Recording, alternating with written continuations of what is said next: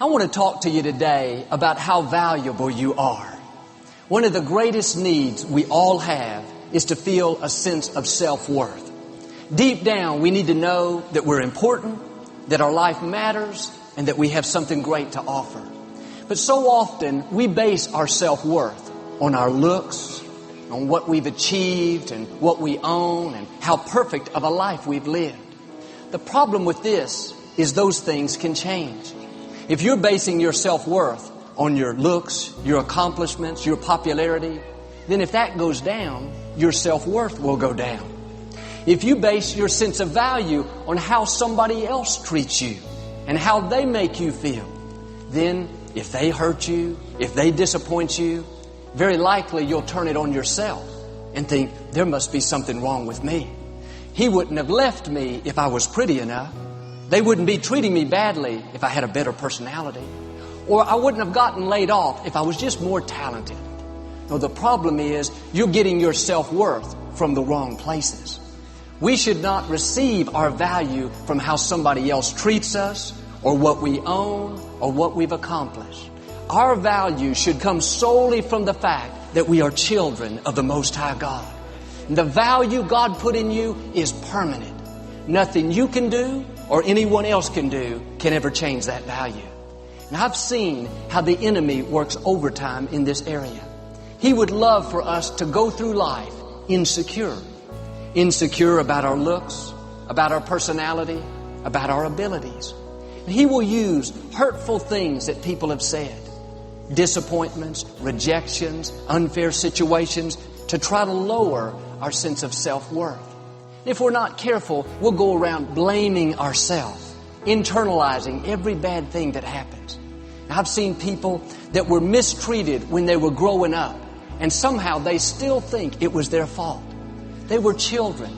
They didn't have any control over it, but those lies come saying, it's because you're not good enough. That's why they left you. It's because you didn't measure up.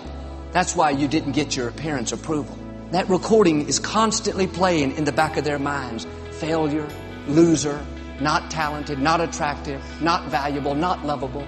No, you've got to turn that recording off. Somebody may have hurt you, but don't internalize it. Don't go around blaming yourself. You're not at fault. They had the problem, not you.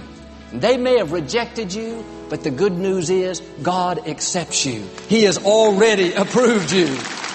Have you noticed how the negative voices will always play the loudest? If you don't take control of your thought life, then every hurt, every criticism, every derogatory comment will play again and again. I was tempted to be insecure, to feel inferior, to lose my confidence. But I had to keep reminding myself, He may have said I'm too small, but I know God made me like I am on purpose. He may have said I'm not good enough, but God says I'm a masterpiece. They may have rejected me, but God says He accepts me. You have been chosen by God Himself. I like that. People may leave you out. People may overlook you, but always remember, the one who matters most chooses you. One translation says, you've been hand-picked by Almighty God. That means you weren't randomly chose. God on purpose looked at you and said, I choose him. I choose her. They're my son. They're my daughter. That's who I want on my team. People may tell you, you're just too small. God says, you're just the right size for me. People may make you feel like you're not talented. We don't need you. You don't have anything to offer. God says, you are fearfully and wonderfully made. You are talented. You are creative. You are anointed. You are smart. You are intelligent. You are amazing. God chooses you.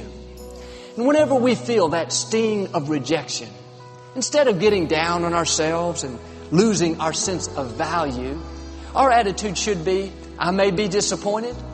This may hurt, but I'm not going to sink down into self-pity and start thinking that there's something wrong with me.